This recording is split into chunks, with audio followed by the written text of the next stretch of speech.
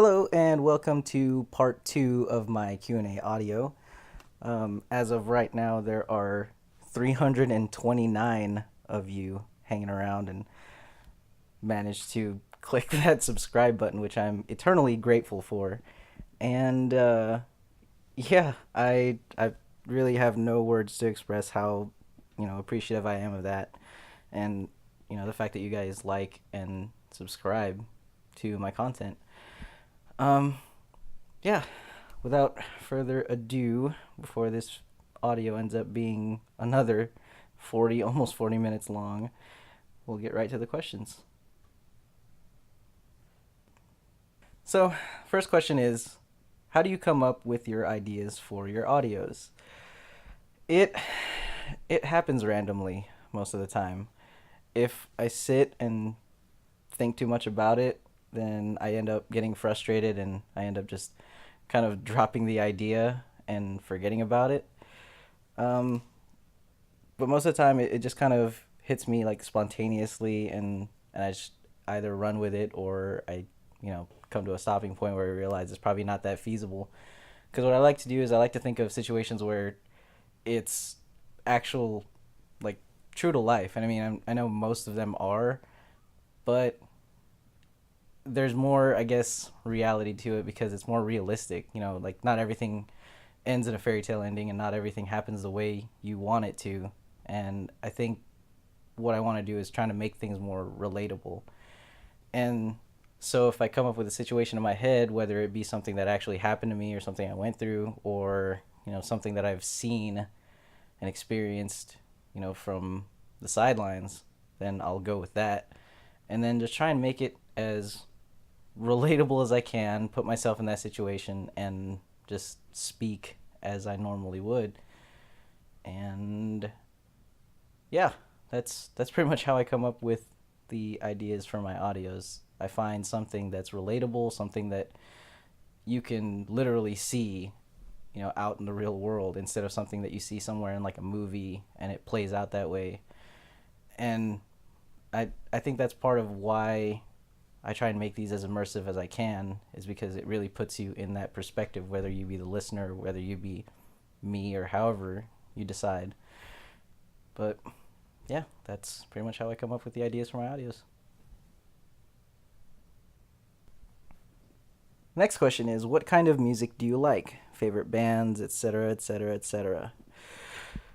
Oh man, this would be another audio in itself if I had to expand on all the kinds of music that I actually like and listen to, and list off all the bands or artists that I like.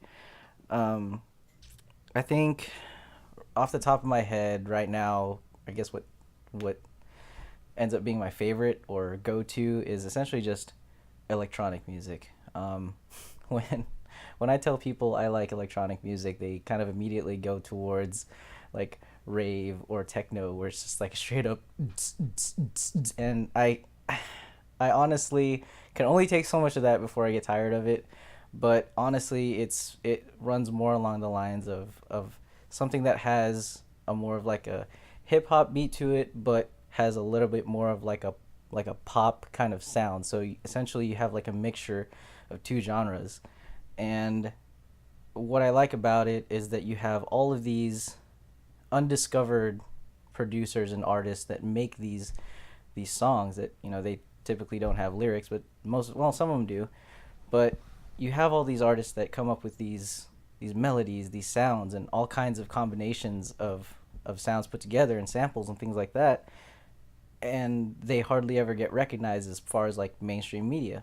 And it's what I like about it is that it's so original, and I feel like that's something that's kind of been lacking in music nowadays. And so that's why I kind of gravitate towards electronic music, because there's always somebody creating something new, whether it's a remix of something else and they put their spin on it, or it's something completely, you know, off of a blank sheet of paper or computer. Other than that, other types of music that I listen to is essentially just feel good music, and I don't even know if that's a genre in itself, but essentially what happens is I find a mood and I find music that goes along with it. and that can go both ways. Either I'm sad and I listen to sad music, which is terrible. Don't do that. Or I listen to happy music and it makes me even happier. Or if I need to get amped up for something, I listen to something that's fast paced and whatever.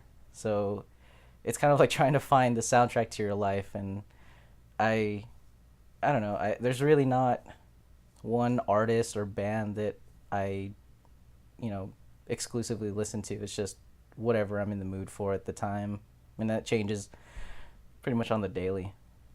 So yeah.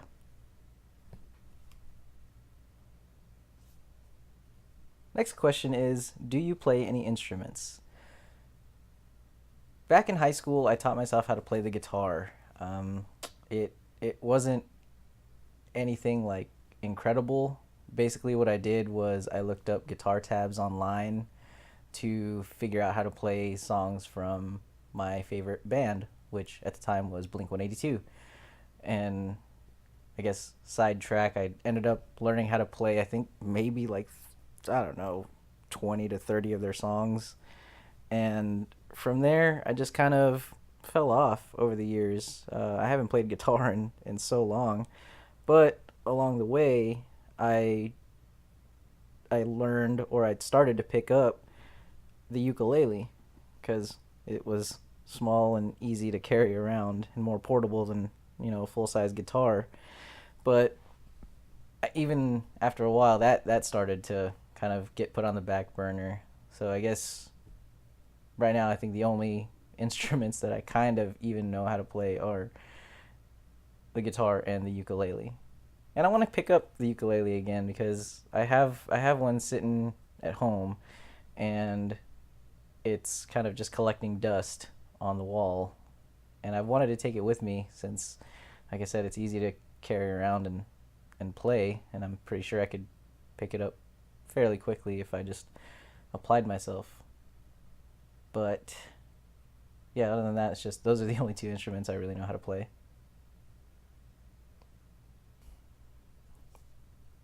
Next question is, what's your personality like? That's a very hard question to answer. Um, but I've been told, well, no, I've never really been told, but I've eavesdropped, uh, and somebody had said that it's hard to be sad around me, and that you can't be around me and not smile. And I guess I'm just a happy person to be around. And like I I don't know, I just try and make the best out of every situation, even if it's not so great, even if it's not so fun.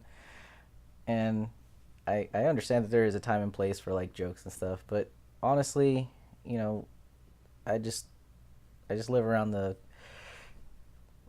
idea that you should just be smiling all the time, or at least try. So if I can make people smile, then cool.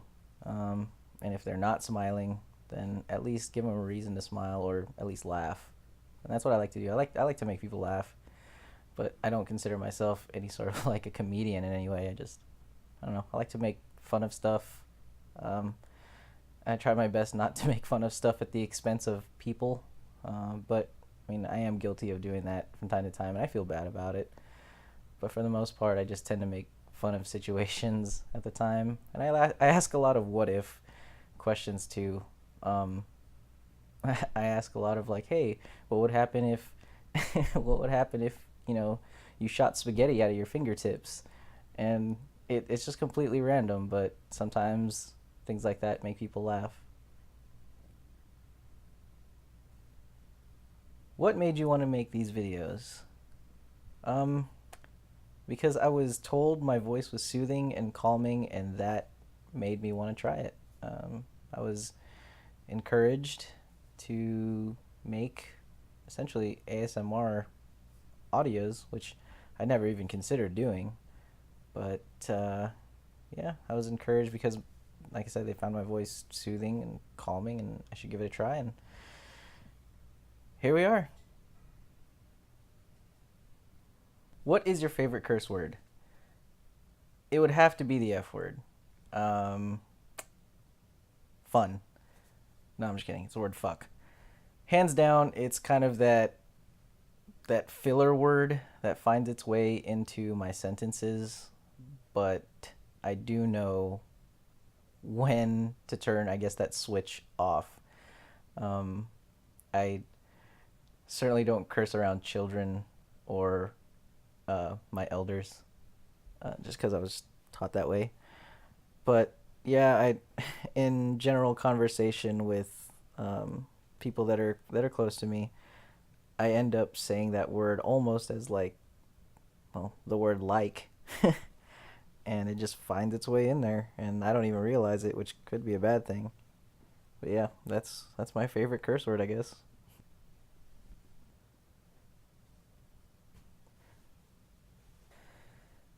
If you could go anywhere in the world, where would it be and why? And where was your favorite trip? I'd have to say probably somewhere like Ireland, Scotland, Sweden, Canada, Europe. Basically, wherever it is, I want to go for the natural beauty of the place. Um, don't get me wrong, I'm sure cities would be awesome too, but I'd want to see the natural side of things first. Kind of admire something that wasn't touched by human hands. And my favorite trip would probably be Australia.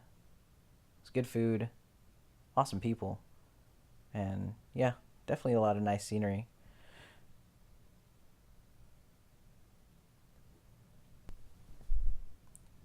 Have you ever been seriously injured, had a broken arm or leg or any other of your body parts? What happened? Um, Fortunately, I've never been seriously injured. When I was a kid, I fractured my ankle um, riding my bike, and I was in a cast for about a month.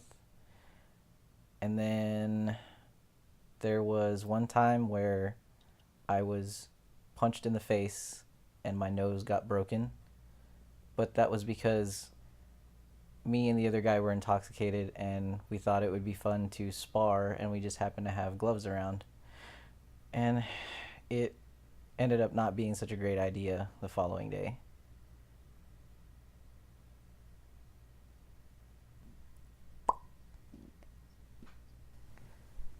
What would you say is your worst fear? I would have to say my worst fear is letting people down. Um, I hate the thought of having someone count on me for something and me not being able to pull through, whether it's for emotional support or a small favor. I like to be good on my word. So when I disappoint people, it hits me kind of hard. So I'd say letting people down was probably my worst fear. That and spiders. Though I'm not like arachnophobic, I just get the heebie-jeebies around spiders. Not the small ones, not the little ones that jump and disappear out of frame in an instant, but rather tarantulas kind of freak me out. Anything that's around that size and can move really fast, I don't know. Just creepy crawlies, I guess. Not all bugs, just mainly spiders. Have you ever had your heart broken? Of course. And I feel like we all have to some extent. It's honestly a big part of how I came to be the person I am today. Um, a lot of life lessons come from love and the loss of it. So I think it's become somewhat of a necessary evil. Unfortunately, though, it can do some really bad damage to some people. Some worse than others. But I think if you can pick yourself back up and learn something from it, then that's kind of the silver lining that you got to look at. It's a hard lesson to learn, but some of the hardest lessons are the ones you remember the most.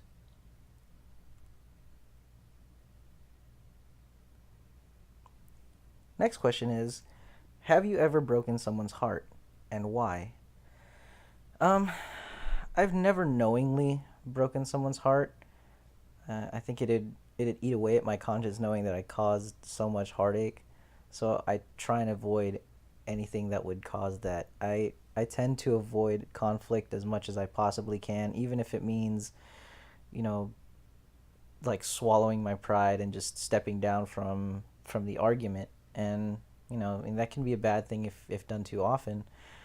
But to me, that's kind of my way of resolving conflict. Is that why add fuel to the fire if if it's not necessary? If it means swallowing your pride, admitting you're wrong, or admitting the other person's more right than you are, then you know I don't see why not. So going back to the question of having have I ever broken someone's heart? Like I said, I've never purposely or knowingly done so. Next question is, would you be willing to have horrible nightmares every night for a year if you would be rewarded with extraordinary wealth? I would say not. I would probably not be willing to do that. A year's worth of nightmares is bound to take its toll on your mind. And, peace of mind isn't something that you can buy. So I would have to say no.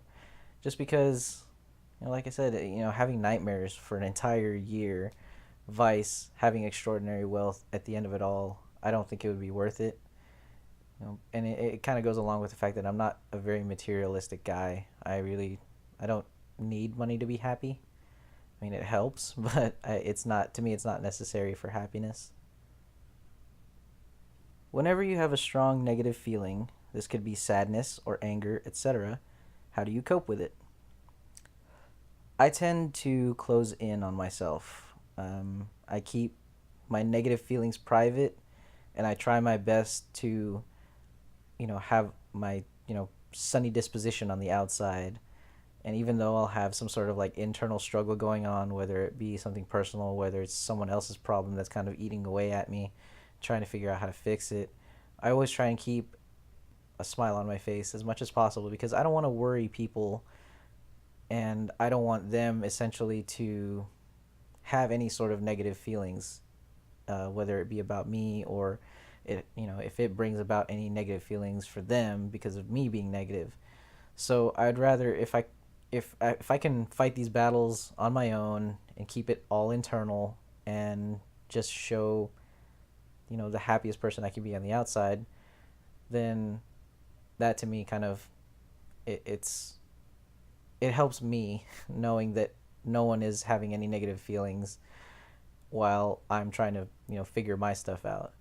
So whenever I do run into these situations, I tend to close in on myself, kind of like an armadillo, and just keep all of my negative feelings inside.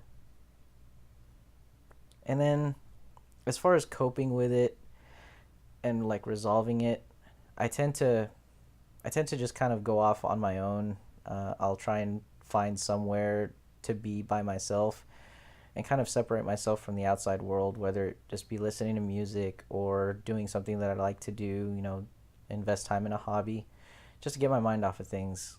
That's kind of like my coping mechanism is isolate myself and then find something I like to do or just kind of give myself time to think.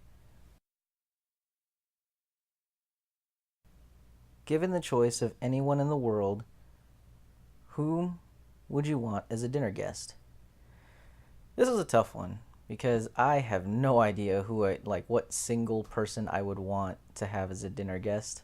I mean, I can think of a couple, and this might sound kind of, I don't know, kind of lame and cheesy, but I don't know. It's honestly to have dinner with my family. The thing is, I don't really have a whole lot of family around me. I'm basically by myself. I think there's really no close family around, so I don't have that sort of like family environment. Um, I spend a lot of my time alone, to be honest with you, even outside of work. So I think if I was able to, I guess, gather all of my family members together into like one giant pavilion and have some sort of like reunion, then that I think that would be cool. I'd rather have all of them instead of just one single person. And I really can't think of any sort of um, any sort of like celebrity or anything like that, just because I feel like I'd be just super awkward and fanboying and squealing at the top of my lungs. So yeah, I'd rather have family than a celebrity that I don't know. Is pineapple on pizza acceptable or not? Okay, here's the deal. I don't prefer pineapple, but I'm not saying I won't eat it. Having said that, I believe that pineapple on pizza is acceptable. It's 2018. I feel like it's earned its spot on the menu at least. So I know some people are gonna detest the fact that the idea of pineapple on pizza is acceptable, but I won't. I'm not gonna argue with them. Like if you really don't like pineapple on your pizza, then cool. You know, you do you. Just leave me and my pepperoni, mushroom, and Italian sausage pizza alone, and we're good. What's your name, and what should we call you with? Well, I've kind of just stuck with from me to you because it kind of just rolls off the tongue. So I'm gonna stick with that since I'm used to it. Um, Whatever you want to call me with, as long as it's in good taste, I really don't mind. But as far as my name, yeah, from me to you.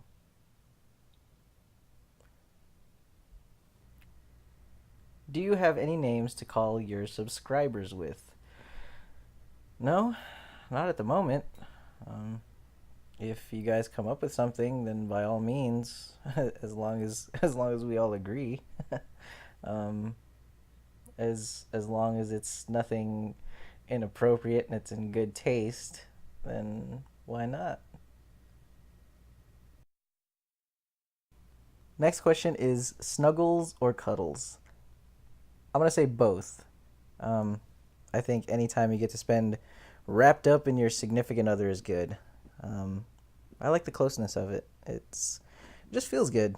Um, Especially if it's cold and you keep each other warm. It's at that point more of like a tactic for survival. But yeah, it just feels good. It's an awesome feeling. So I would have to say both. Next question is tits, butts, or thighs as far as sexual preference. I honestly don't have a preference as far as that goes. It's really like I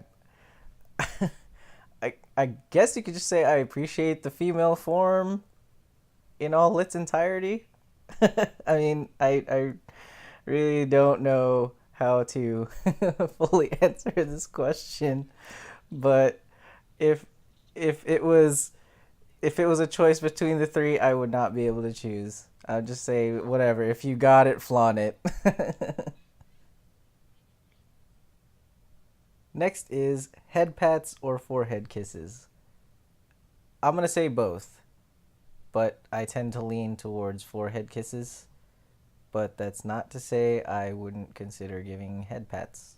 It's just something I haven't really done. What kind of coffee do you like the most? I'm not very picky about my coffee selection. Um, I'm not really very picky about anything, really. It's honestly whatever I can get my hands on. Lately, I've been drinking uh, that Starbucks cold brew coffee, the one that comes in the little glass jars. It's like all black coffee, I think, and I think it's sweetened as well. I tend to make my coffee a little on the sweet side, so for that, I'll end up grabbing like 2 packets of Splenda or sugar and then just mixing it in there and then drinking it. Um, so yeah, I'd have to say that's my current favorite because it's got the right amount of caffeine, and it usually if I make coffee and I make it too strong, it ends up like upsetting my stomach. But um, I'm guessing that coffee just has like a good amount of caffeine to it because it doesn't upset my stomach. I also like iced coffee too, but I try not to consume that as often because that's just it's too it's too fattening and sugary to take every single day. Final question is, as a child, what was your dream job? Honestly, when I was about, I want to say 8 years old, um, my mom bought a computer, and on that computer, I ended up playing a flight simulator game, and I ended up wanting to be a pilot ever since then. And it wasn't like a fantasy or any sort of like arcade like flight simulator. It was a legit flight simulator game, and I don't know. From then on, I wanted to be a pilot, but apparently, you know, you have to have good eyes to be a pilot, and I don't have good eyes, so that dream got shot down. But uh, I would have to say that would be my first dream job as a kid, was to be a pilot or a fighter pilot, and that was also inspired by me watching Top Gun, and yeah, that's that was what I wanted to do until I realized that I didn't have the eyes for um, for being a pilot. That, and I really suck at math. I'm terrible at math, and yeah, I just didn't have the aptitude for it. So yeah. All right, that wraps it up for the part two of the Q&A audio. I hope I answered your guys' questions, satisfactorily, and I hope this kind of gives you a little bit more of an insight to the person that I am. I may or may not do another Q&A audio later on in the future. I really don't know. Like I said, I don't have any ideas set for future audios, but hey, I'm not gonna toss that idea out the window. So we'll just see what happens. Once again, I want to thank each and every single one of you guys that have subscribed. I've liked my content. Continue to listen, and continue to bear with me as far as scheduling goes. And I'm gonna try my best to upload more often, and I hope you guys enjoy what I have to put out. Once again, thank you, thank you, thank you, thank you so much for stopping by on my little corner of the interwebs and listening once again to me ramble. I hope you have a great day, a great night, wherever this audio finds you. And take care. Bye.